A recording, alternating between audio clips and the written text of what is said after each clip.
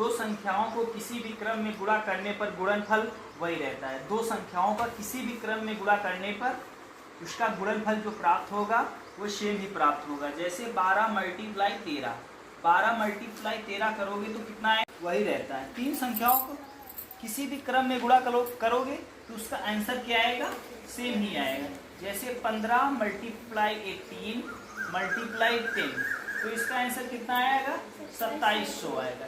इसको किसी भी क्रम में मल्टीप्लाई कर रहे हो तो उसका आंसर हमेशा सदैव सेम रहेगा। उसका आंसर कितना आएगा, 2700। अगर आप 18 मल्टीप्लाई 15 मल्टीप्लाई 10 करते हैं तो इसका भी आंसर क्या आएगा, 2700। ठीक है। मल्टीप्लाई में एक क्रम नहीं देखा जाता है, उसका आंसर हमेशा कैसा आता है, सेम आता है। किसी संख्या और एक का गुणनफल सदैव वही संख्या। कोई भी आप रूल 2 बता चुके हैं। तीसरा रूल ये आपको कहता है किसी भी संख्या को 1 से गुणा करने पर उसका गुणनफल सदैव वही संख्या आएगा।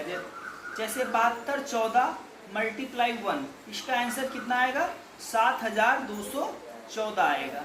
किसी भी संख्या को 1 से मल्टीप्लाई करने पे सदैव वही संख्या प्राप्त होगी। किसी भी संख्या को 1 से मल्टीप्लाई करने पर सदैव वही संख्या प्राप्त होती है। 1 से मल्टीप्लाई करने पे उस संख्या में कोई परिवर्तन नहीं आता है। 1 से मल्टीप्लाई करने पे उस संख्या में कोई परिवर्तन नहीं आता है। दूसरा एग्जाम्पल आप देखो, 54,216 54,216 को मल्टीप्लाई 1 करेंगे तो कितना आएगा, 54,216।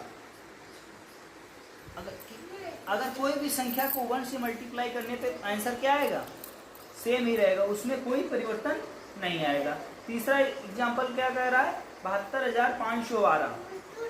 तीसरा एग्जाम्पल 72,512 मल्टीप्लाई 1, तो इसका भी आंसर क्या आएगा, 72,512। इसमें भी कोई परिवर्तन नहीं आएगा। आप लोग सीख चुके हैं नियम 3 तक। कोई भी संख्याओं में अगर 1 से मल्टीप्लाई करते हैं उसमें कोई भी परिवर्तन नहीं आता है। किसी संख्या और 0 का गुणनफल सदैव शून्य रहता है। अगर किसी संख्या में 0 का मल्टीप्लाई करते हैं तो उसका आंसर क्या आएगा, सदैव 0 आएगा। नियम चौथा क्या कह रहा है, किसी भी संख्या को 0 से मल्टीप्लाई करते हैं तो हमेशा क्या आता है, 0। 18 मल्टीप्लाई 0, 18 का मल्टीप्लाई 0 से करेंगे तो सदैव क्या आएगा, 0 आएगा। आप लोग 3 नियम सीख चुके हैं। इसके पहले कोई नंबर है उसमें 1 का मल्टीप्लाई करते हैं तो नंबर